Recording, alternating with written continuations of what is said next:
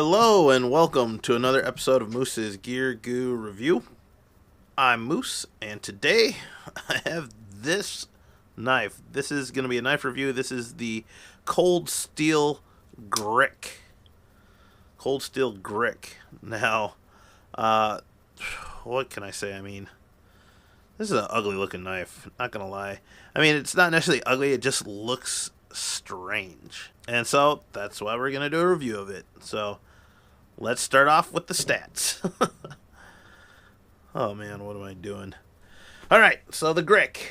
The overall length is 6.875 inches. The blade length is 3 inches. The cutting edge is 2.75 inches.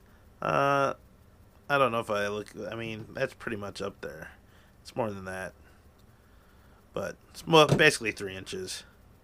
Close to it. The overall handle length is 8.75 inches, and the handle thickness is 0.94 inches thick, or just under half an inch. Or yeah, and then the weight on the knife is 3.3 ounces. Now, I originally saw this knife on Gideon Tactical's video, and I don't know, it looked really interesting, and my buddy ended up purchasing it, and then I got it in a trade, and yeah, I don't know what to say. It's just strange. There's so many unique things to it. It's just a really unique, strange looking blade. And some people might like that, and that's okay. But first impressions, I have to say right off the bat, this thing is a great utility knife. It has all the right features for a good utility knife. So, that being said, starting with the blade, this is where some of the unique features come into, but overall, the overall package is very unique. We have this kind of drop point, almost spear point blade here. It has a tiny little bit of belly. It's a flat saber grind, plain edge blade. It has kind of this deep, I want to say hollow ground swedge up top here, which is pretty funky. And then it has like a really like a depression cut out into the top tang of the knife. We have the Grik wordage or logo on the blade tang there. And then the deployment is these thumb platforms. I don't even know what to call them. They're not discs. They're not studs. They're like these raised wedges that your thumb, and they have jimping on them. And these ones are plastic or some sort of polymer. It looks to be the same polymer that the handle is made out of, which is like a GFN. But then there's a little screw on top to lock those into place. They do function well, though. They do lock your finger on there. And so I'm just going to call them like thumb wedges or a thumb platform. The knife is ambidextrous. So on the back side, it says Cold Steel AUS 8 made in Taiwan. So that's on that side. Other than that, the blade is pretty robust. It's a decently thick blade.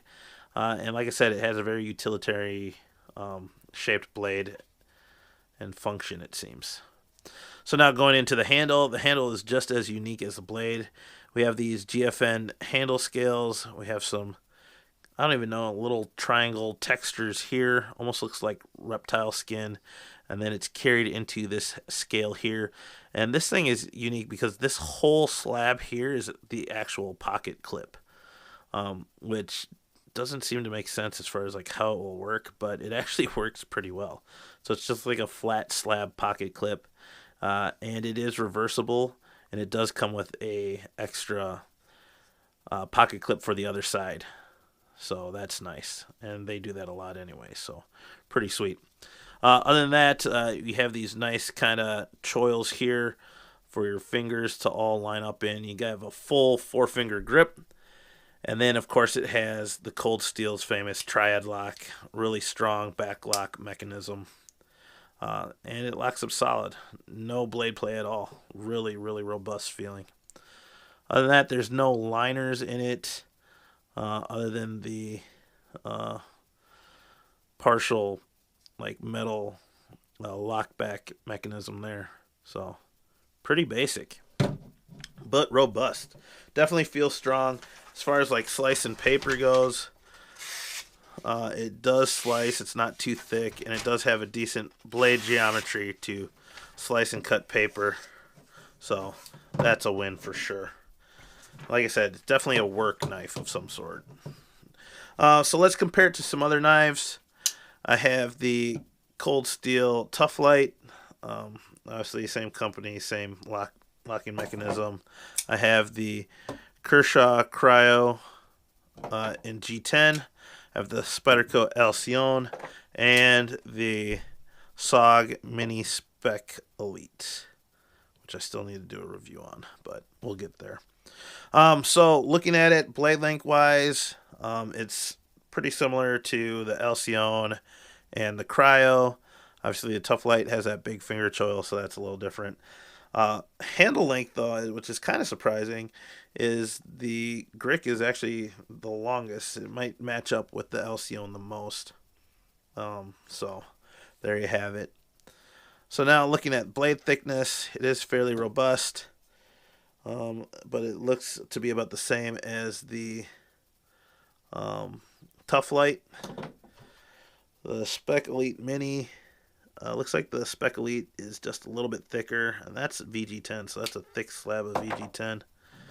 The Cryo, the Grik is definitely thicker tang, I believe. Handle-wise, about the same. Love this G10 Cryo.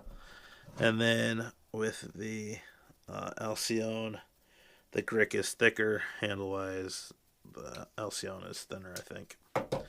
Alright, so there's that. Last test. And I know this is a quick review, but that's okay. This isn't a big deal knife necessarily, but definitely one if you're looking for a cool knife to give to someone. You can kind of lock your finger in that groove, especially for like more delicate draw cuts like this. Otherwise, I wish there was a little bit of jimping up here on the spine just to lock the thumb in. You can try to reach it into that hole, which kind of locks it in, but it doesn't feel as comfortable because your fingers are all the way back there. Those choils feel really good, and the texturing is sufficient enough to lock it in. As far as deploying, it isn't necessarily, backlocks aren't necessarily a one-hand deployed knife, or as far as like closing it, you can deploy the knife just fine. Those thumb platforms or ramps definitely lock the thumb in really well and easy to open for sure. The back lock is easy enough to find and then close. So there you have it. Not bad. Texture wise, this flat part here is kind of slick as far as in the cloth hand. This other small triangle part works really well, and that handle scale or the pocket clip works pretty well as well. So does it pass? Yeah, it passes. Not the greatest. I'd give it about 70% just because it is a backlock. It really doesn't test the gloved hand as well as a single hand open close knife would, but it definitely does pass. Like I said, the blade lockup is just awesome on that. So there you have it, guys. This is the awesome blossom, really medieval looking creature like Grik. You know, if you're just looking for a workhorse of a knife, if you're working in the back of a warehouse or something, cutting open boxes or, you know, zip ties or straps or whatever you need to, this would definitely work great for that.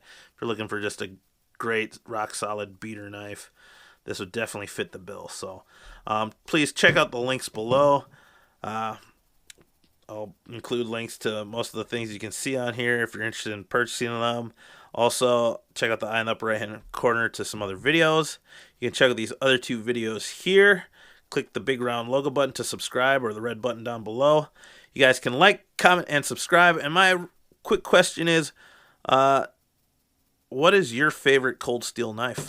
I want to know. So leave it below. Thank you guys. See you outside.